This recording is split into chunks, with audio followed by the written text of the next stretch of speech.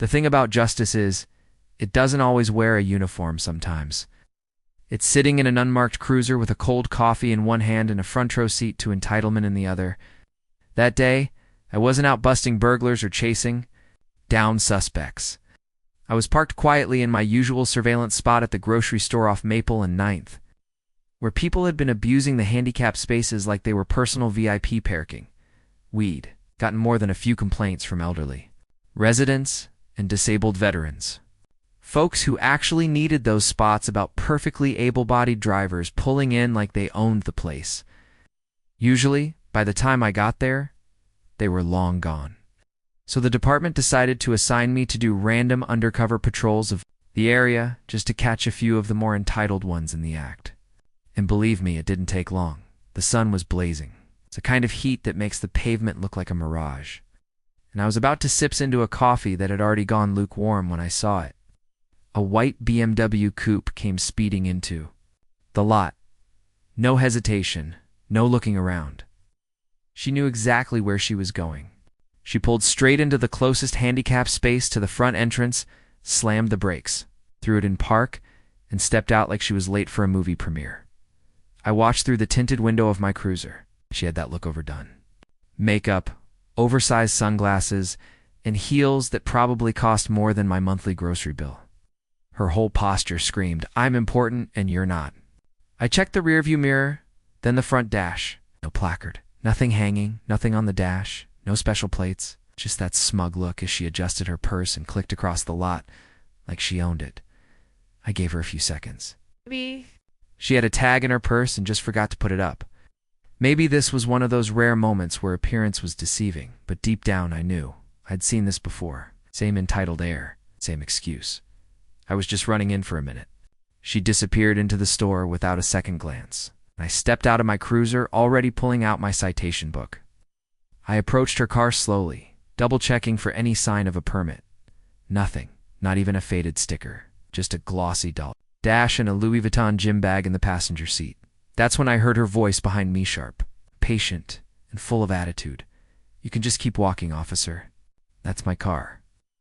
I turned around, and there she was, holding a small bakery box and an iced coffee, one hand on her hip. She looked me up and down like I was a waiter who brought her the wrong salad. "Do you have a handicap placard, ma'am?" I asked, keeping my tone neutral. She gave a sarcastic little laugh. "Do I look handicapped?" I didn't blink. "That's not how the law works." "My God," she sighed, shifting her weight onto one hip. "Are you seriously going? To waste your time with this?" I was in there for 5 minutes. Literally 5. There were tons of other spaces. "There were 3 handicapped drivers who circled the lot while you were in there," I said, my voice calm. One of them gave up and left. Eisen took a sip of her coffee. "Look, I had to pick up cupcakes for my daughter's school. I don't have time to circle the parking lot just so I can walk an extra 30 feet. I nodded slowly, writing the plate number down in my book. That 30 feet can mean everything to someone using a walker or a wheelchair. She smirked like I was some kind of idealist off my leash. "You cops are something else," she said. "Don't you have, I don't know, real crimes to solve?" "We also have real laws to enforce," I said, "and this is one of them." When she really leaned into the arrogance, she took a step closer, lowered her sunglasses just enough to look over them dramatically, and said, "Do you know who I am?" It was my turn to smirk now. "No, ma'am. But I know what you just did. And I know the space is reserved for people with a valid permit. You don't have one. That's a $450 citation." Her jaw actually dropped a little. "Are you joking?" "I'm not." She made a loud, incredulous laugh and waved her box of pastries in the air like it was evidence. "You're giving me a ticket for cupcakes?" "I'm giving you a ticket for illegal parking," I said. "The cupcakes are a side note. You know what? This is harassment," she snapped, stepping back toward her car. I know the "Owner of this plaza. You're going to be real sorry when I make a call." I gave her a little nod and said, "Feel free. But before you do, I should mention I'm the officer assigned to parking enforcement for this district. This is my lot. I've been here 3 times a week for the last month. And you're the 3rd person this week I've caught in this exact spot." She went silent for a second, like she was trying to recalibrate, figure out a new angle. "You could just give me a warning. she said more quietly now. I didn't know. It's not like I do this all the time. That's the thing, I said, tearing the citation off the pad and slipping it under her windshield wiper. Most people say the same thing. But the ones who actually need this space never get to say anything at all. They just keep driving. She stood there, arms folded, the sun glinting off her sunglasses. For a moment, I thought she might actually apologize, maybe even take some responsibility. No. She just scoffed, got in the car, slammed the door. As I turned to head back to my cruiser, I heard the engine roar and tires squeal slightly as she pulled out of the spot and sped off. I made a note of the time and location on the report, clipped the ticket log shut, and took one last look at the now empty space. It was just a parking spot.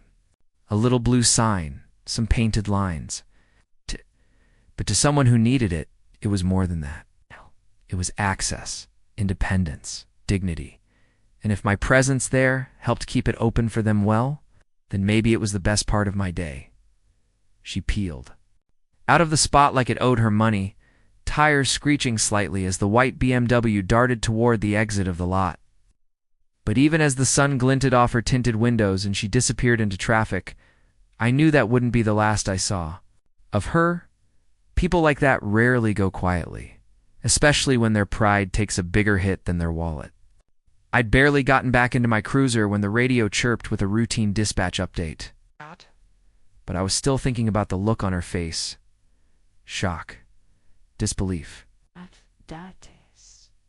And just the beginning tremors of humiliation. 10 minutes later, I circled the lot again, just doing another round, and noticed something that gave me pause. An SUV with a ramp was slowly making its way down the aisle. The driver, a middle-aged man with a prosthetic leg, finally pulled into the spot the BMW had vacated. He moved carefully, the way people do when they know every step counts. He got out, leaned on a cane, and made his way toward the store. I don't think he ever noticed me sitting there, just another cruiser in the corner of the lot. But I noticed him. I thought about how he might have just driven off in frustration. If that woman had still been illegally parked there, the rest of my shift passed quietly. No more offenders, no more drama, just the steady rhythm of patrol work. But just as I was getting ready to clock out for the evening, my phone buzzed. Not the work one, my personal cell. It was a message from a friend of mine who worked part-time as a security consultant for local businesses. You're about to be famous. Check the Neighborhood Moms Facebook group. I didn't think much of it at first. I'd seen my name pop up online before, sometimes in praise, sometimes not. But when I pulled it up, there it was. A blurry cell phone photo of me writing the ticket snapped from behind a car window. The caption read, "This cop just harassed me for parking in a handicapped spot for 5 minutes. I was picking up cupcakes for a school fundraiser. Meanwhile, real crimes are happening. Unbelievable." Below that, the comment section was exploding. Most of it wasn't going her way. You're lucky it wasn't a tow. I use a walker. People like you make my life harder every day. Cops don't write those unless there's no tag, Karen. You didn't have a placard. You broke the law. End of story. Turns out she'd done herself more harm than good by going public. There were screenshots, reposts, and people tagging local news pages. A few even pointed out that the officer in the photo that was me had previously been recognized for helping a disabled veteran after a fall in a parking lot. The irony. Her attempt to shame me had only shined a spotlight on her own actions. The next morning, I got a call from the department's public relations officer. She was trying not to laugh. Just a heads up, she said, "Your cupcake fan club is making waves online." "Yeah, I saw. You're fine. You followed protocol. Body cam footage confirms it. She's already called 3 times demanding an apology." Of course she did, and she's threatening to sue. Of course she is. Was told not to worry about it. We had documentation, footage, timestamps, witness statements. Everything was airtight. Still, I knew how these things went. People like her didn't just get angry. They got louder. They called in favors, posted rants, made noise in all the wrong places. But this time, Noise wasn't on her side. 2 days later, something unexpected happened.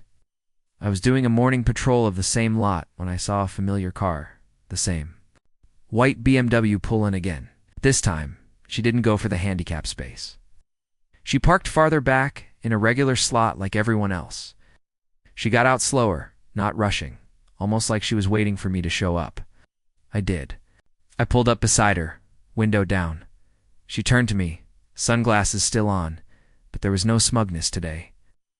No bakery box, no high heels, just a tired-looking woman in flats and a quiet expression. "Hey," she said, voice lower than before. "Morning," I said, watching her carefully. She took a breath. I just wanted to say, I still think the ticket was harsh, but I get it now. I raised an eyebrow. "You do?" "Yeah," she said, shifting on her feet. "My dad uses a wheelchair. He saw the post on Facebook, called me up and gave me an earful. Said people like me make life harder for people like him. Told me I was being exactly the kind of person he's always afraid of running into." I didn't say anything. I let the silence do the talking. She fidgeted with the strap of her purse. I took the post down. Just figured I'd say that. "Why?" Nodded once. "Thank you." She turned to walk away, but paused. "You probably don't remember this, but last year, you helped my daughter. She dropped her phone in the parking lot, and someone was trying to take off with it. You stepped in. She still talks about it." I blinked, surprised. "That was your daughter?" She nodded. "Yeah. She still has the little patch you gave her. It stuck with me. People are complicated. We all have bad moments, selfish moments, days when we're not our best. What matters is what we do after them." I watched her walk into the store. Not with arrogance this time, but with a little more awareness. Maybe it was guilt. Maybe it was growth. Either way, it was enough. Later that week, the department got a formal complaint withdrawal filed under her name. A small donation was made anonymously to the city's accessibility fund. Nothing big. Just enough to help repaint the lot, add clearer signage, fund another mobility ramp near the south entrance. Funny how things come full circle. Sometimes justice is a citation. Sometimes it's a conversation. But the best kind is the kind that leaves a mark not on a windshield, but on someone's conscience. And in the end, that parking spot stayed empty for those who needed it most, which to me meant everything.